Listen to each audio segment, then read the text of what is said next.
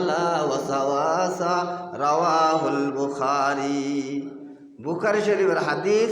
বান্দার কলবের ভিতর শয়তান বসিয়া ওয়াসাওয়াসা দেয়।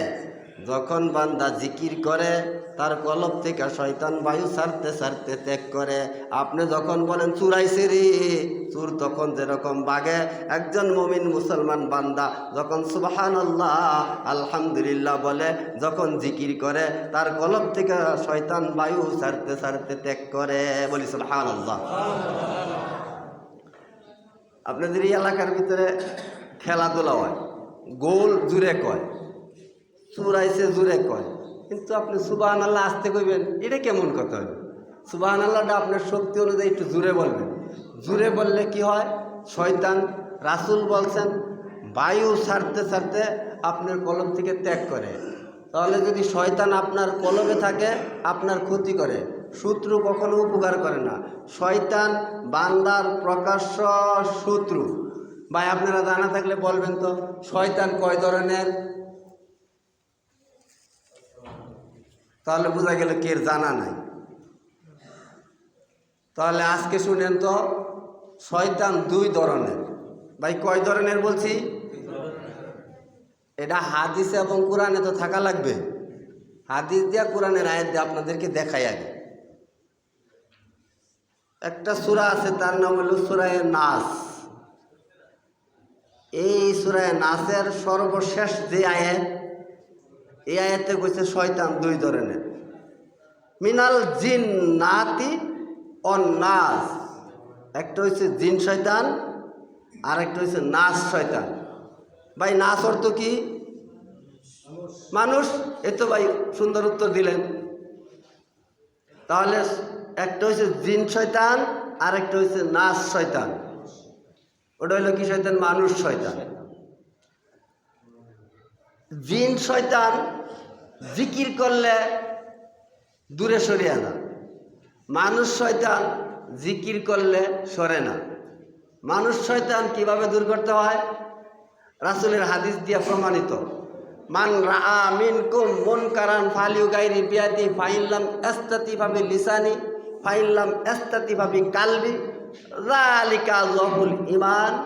মানুষ রূপে শয়তান পিটায়া দূর করতে হয়, শয়তানি করতে দিব না।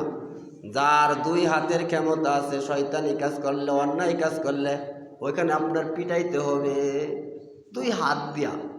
যদি আপনার দুই হাতের ক্ষমতা না থাকে, তাহলে আপনার মুখের দাপট দিয়া ওই মানুষ রূপে শয়তানের শয়তানি কাজটা বন্ধ করে দিতে হবে। এখন যদি মানুষ রূপে শয়তান মুখের দাপটের ক্ষমতা আপনার না থাকে, তাহলে অন্তরে অন্তরে পরিকল্পনা করবেন, মানুষ রূপে শয়তান যে অন্যায় কাজটা করছে, এটা কিভাবে বন্ধ করা যায়, সেই চিন্তা আপনার ভিতরে রাখবেন। যালিকা যাহুল ঈমান, সেটা হইল দুর্বল ঈমান। তাহলে সবল ঈমান কোনটা? যারা মানুষ রূপে শয়তান শয়তানি করে, গান বাজনা করে, খারাপি করে, অশ্লীলতা করে, এই মানুষ রূপে শয়তান। রাসূল বলছেন, এই শয়তানগুলারে তুমি কি করো? জিকির করলে এই শয়তান দূর হয় না, এই শয়তানকে পিটাইতে বলছে।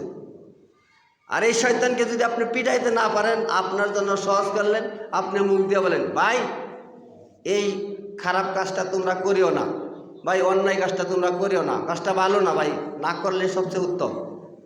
এইটা বললেও যদি আপনি দেখেন যে সমস্যা হইতে পারে, তাহলে ওই কাজটা দেখার পর আপনার অন্তরে অন্তরে পরিকল্পনা করবেন, আরে আমার তো ক্ষমতা নাই অন্যায় কাজটা করার, প্রতিশোধ নেওয়ার, বিরত করার, দমক দেওয়ারও ক্ষমতা নাই, লাঠি দেওয়া বাইরানির ক্ষমতাও নাই। অন্তরে অন্তরে কাজটাকে ঘৃণা করবেন, পরিকল্পনা করবেন, কারে দিয়া থামানো যায়।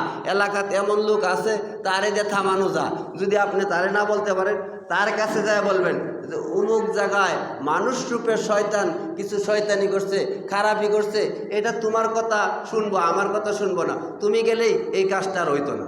এরকম লোক এলাকাতে আছে না নাই ভাই? নাই?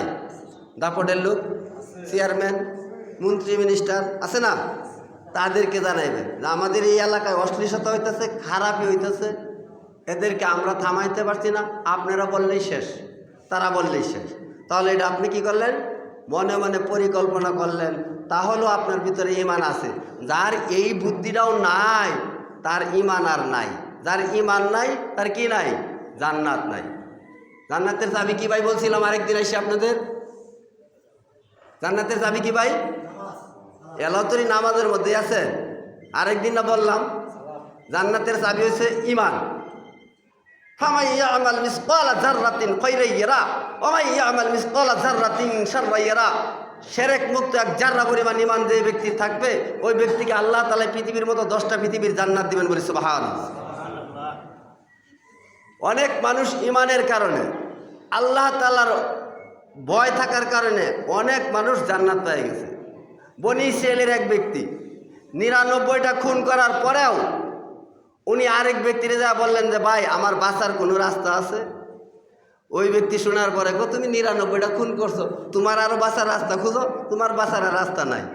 এই কথা শোনার পর ওই ব্যক্তির আর রাখছে না, আমার বাঁচার রাস্তাই নেই, শেষ। তাহলে এখন কয়টা হয়েছে ভাই? 100। 100 হওয়ার পর আরেক ব্যক্তিরে যা বললেন ভাই আমি তো অপরাধ করছি অনেক, 100 তো খুন করছি, আমার কি কোনো বাঁচার রাস্তা আছে?